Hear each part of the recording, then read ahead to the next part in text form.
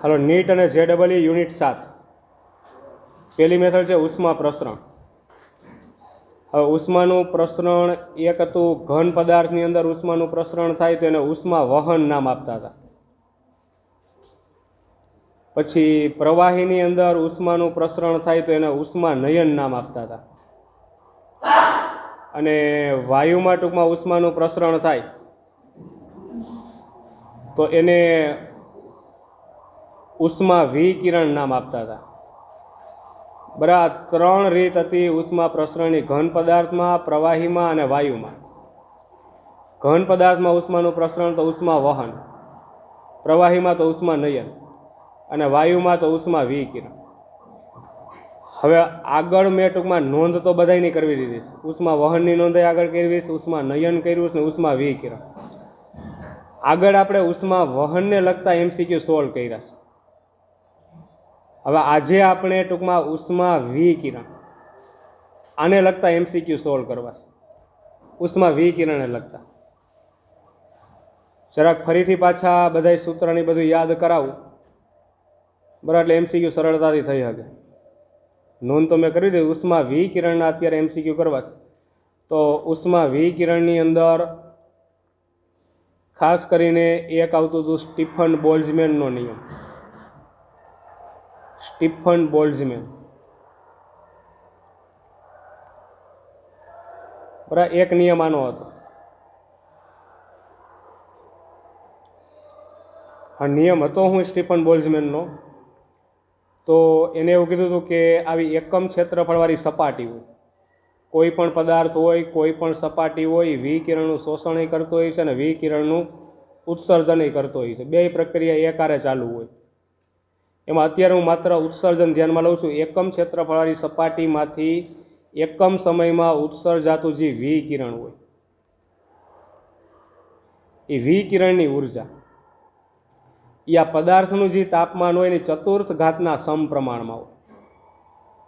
આ ઉર્જા જે મળે એકમ ક્ષેત્રફળવાળી સપાટીમાંથી એકમ સમયમાં ઉત્સર્જાતું જે વિકિરણની ઉર્જા હોય એ આ પદાર્થનું જે તાપમાન હોય છે એની ચતુર્થ ઘાતના સમપ્રમાણમાં હોય। સૂત્રના સ્વરૂપમાં લખવું હોય તો એકમ ક્ષેત્રફળ, એકમ રાશિ છેદમાં એકમ ક્ષેત્રફળવાળી સપાટીમાંથી એકમ સમયમાં ઉત્સર્જાતા વિકિરણની ઉર્જા એ તાપમાનની ચતુર્થ ઘાતના સમપ્રમાણમાં હોય।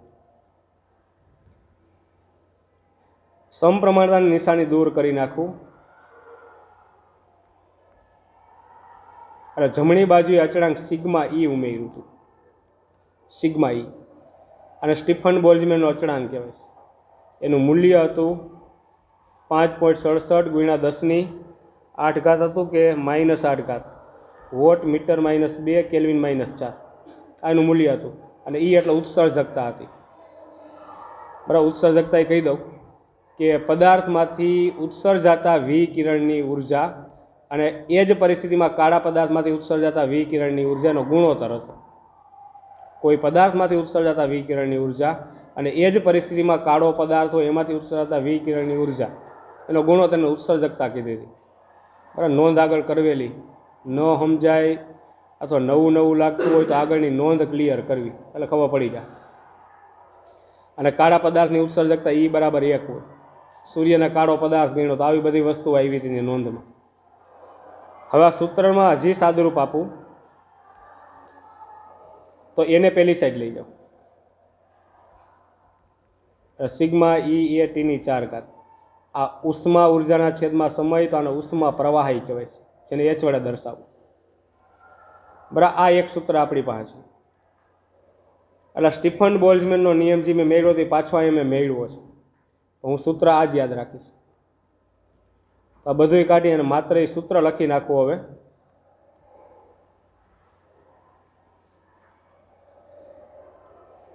શું સૂત્ર આવશે? ઉષ્મા પ્રવાહ એટલે ઉષ્મા ઉર્જા છેદમાં સમય બરાબર શું આવશે? Sigma E(a)T⁴। સિગ્મા એટલે અચળાંક, E એટલે ઉત્સર્જકતા, E એટલે જે સપાટીમાંથી વિકિરણ ઉત્સર્જન સપાટીનું ક્ષેત્રફળ ને T એટલે જે સપાટીમાંથી વિકિરણ ઉત્સર્જનનું તાપમાન છે। E એટલે વિકિરણની ઉર્જા, T એટલે શું છે એમાં સમય। એક સ્ટીફન બોલ્ટ્ઝમેનનો નિયમ હતો। એના અચળાંકનું મૂલ્ય યાદ રાખવું જો. પછી બીજું હતું વિનનો સ્થળાંતરનો નિયમ. એ ઉત્સર્જન માટે જ હતો. કોઈ પણ સપાટીમાંથી ઉત્સર્જાતું જે વિકિરણ હોય એ વિકિરણની અંદર અસંખ્ય તરંગ લંબાઈ હોય, એમાંથી મહત્તમ તરંગ લંબાઈ આ સપાટીનું તાપમાન એનો ગુણાકાર કેવો રહે? અચળ. બરાબર. લેમ્બડા એમ ઇન્ટુ ટી બરાબર અચળ. અચળાંકને વિનનો અચળાંક કીધો તો એનું મૂલ્ય હતું 2.9 × 10⁻³ મીટર કેલ્વિન અચળાંકનું મૂલ્ય.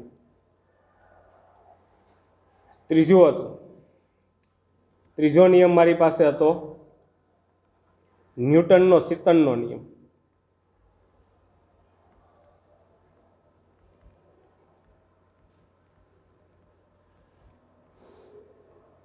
ન્યૂટનનો શીતનનો નિયમ એ શું હતું? કોઈ પણ પદાર્થ હોય એનું તાપમાન ટી હોય અને આજુબાજુ પરિસર એનું તાપમાન TS હોય. સરાઉન્ડિંગ એનો એસ કર્યો, પરિસર, વાતાવરણ. એમાં માની લો કે પદાર્થનું તાપમાન છે આજુબાજુના વાતાવરણના તાપમાન કરતાં વધારે.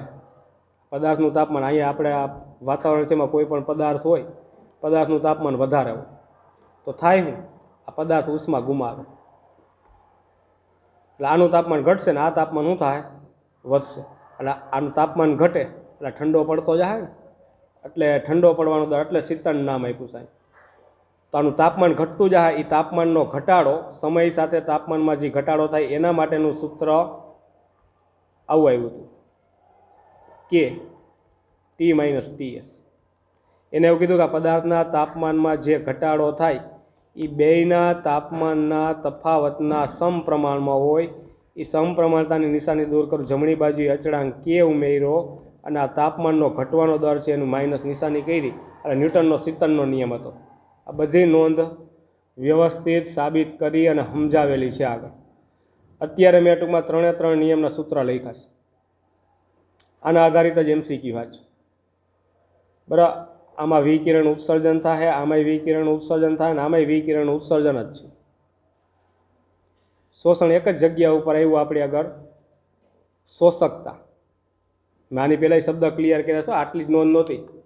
એમાં શરૂઆતમાં ઉષ્મીય વિકિરણ હોય ને તો એમાં એક કાળો પદાર્થ, એની સમજૂતી આપી હતી, કાળો પદાર્થ. પછી શોષકતા શબ્દ સમજાવ્યો હતો. પછી કુલ ઉત્સર્જન પાવર, આ કુલ ઉત્સર્જન પાવર જ છે, બરાબર છે, એની સમજૂતી આપી. ઉત્સર્જકતા સમજાવ્યું હતું. પછી ન્યૂટનનો નિયમ કે જે સારો શોષક હોય ને એ સારો ઉત્સર્જક હોય. વિકિરણ વધારે શોષણ કરે તો વધારે ઉત્સર્જન કરે. આવા 5 શબ્દ સમજાવ્યા હતા બીજી નોંધમાં. પછી ત્રીજી આ હતી, ચોથી આ હતી ને પાંચમી આ હતી. આમ 5 નોંધ હતી. પણ મારે અત્યારે MCQ ગણ્યું છે એમાં શોષકતા, ઉત્સર્જકતા, કુલ ઉત્સર્જન પાવર એની અત્યારે જરૂર નથી, બરાબર. એટલે મેં 3 નિયમ જે છે ઉષ્મીય વિકિરણ માટેના એ નિયમ લખ્યા છે. એટલે એના આધારિત હવે MCQ સોલ્વ કરવા હોય તો એમાં એક 28મો MCQ. 28 જો રકમ શું આપેલી છે કે સૂર્યની 1 મીટર સ્ક્વેર સપાટીમાંથી પ્રત્યેક સેકન્ડ એટલે દરેક સેકન્ડ 6.3 × 10⁷ જૂલ વિકિરણ ઉર્જા ઉત્સર્જિત થાય છે. સિગ્મા આપ્યું છે 5.669 × 10⁻⁸ MK સેકન્ડ. તો સૂર્યની સપાટીનું તાપમાન ગણો. રકમ ઉપરથી ખબર પડી જાય. સિગ્મા આવ્યું, સિગ્માનું મૂલ્ય આપ્યું. તો શેનો ઉપયોગ થાય? સ્ટીફન બોલ્ટ્ઝમેનના નિયમનો ઉપયોગ થાય. સૂર્ય આપ્યો છે, એની સપાટી આપી છે. કેટલી સપાટી લેવાની સૂર્ય ઉપર? તો કે 1 મીટર સ્ક્વેર ક્ષેત્રફળ ધરાવતી સપાટી. એટલે એ બરાબર આપ્યું છે 1 મીટર સ્ક્વેર. આખી સપાટી નથી લેવાની, સૂર્યની આખી સપાટી નથી લેવાની. આખી સપાટી હોત ને તો 4πr², ગોળાકાર સપાટી 4πr² એટલું ક્ષેત્રફળ થાય. પણ મને અત્યારે આખી સપાટી લેવાની નથી કીધી. સૂર્યની કેટલી સપાટી લેવાની? તો 1 મીટર સ્ક્વેર ક્ષેત્રફળવાળી. હાલો, સૂર્યની સપાટી ઉપર 1 મીટર સ્ક્વેર ક્ષેત્રફળવાળી સપાટી આટલી મેં લઈ લીધી. એટલે ક્ષેત્રફળ આપી દીધું. એમાંથી પ્રત્યેક સેકન્ડમાં ઉત્સર્જાતું વિકિરણ, પ્રત્યેક સેકન્ડ એટલે T બરાબર આપી દીધું 1 સેકન્ડ. ઉત્સર્જાતું વિકિરણ એ વિકિરણની ઉર્જા આપી છે, બરાબર. વિકિરણની ઉર્જા આપણે અહીંયા ઈ વડે દર્શાવી છે. કેટલી છે? 6.3 ગુણ્યા 10⁷ જૂલ. બરાબર. આટલી વિકિરણ ઉર્જા ઉત્સર્જિત થાય છે. એમાં સિગ્માનું મૂલ્ય છે 5.669 × 10⁻8 વોટ મીટર -2 કેલ્વિન -4. એકમ જોતો અહીંથી મળી જાય. આ જૂલના છેદમાં સેકન્ડ એટલે વોટ કહેવાય. પછી એ એટલે મીટર સ્ક્વેર, છેદમાં લેવાનું અંશમાં છે મીટરની -2 ઘાત, પછી કેલ્વિનની 4 ઘાત, અહીં છેદમાં અંશમાં છે કેલ્વિનની -4 ઘાત, એટલે આ એકમ આવી જાય. બરાબર. સૂત્ર ઉપરથી એકમ મળે હંમેશા. તો ગણવાનું શું કીધું? તો સૂર્યની સપાટી, જે સપાટીમાંથી વિકિરણ ઉત્સર્જન જાય એનું તાપમાન, એ સપાટીનું તાપમાન તમારે ગણવાનું કીધું. સૂર્યનું તાપમાન ગણો. કયું સૂત્ર મૂકી દેવાય? આ રેડી. સ્ટીફન બોલ્ટ્ઝમેનનો નિયમ મૂકી દઉં છું. આકૃતિ અહીંથી હવે કાઢી નાખું છું.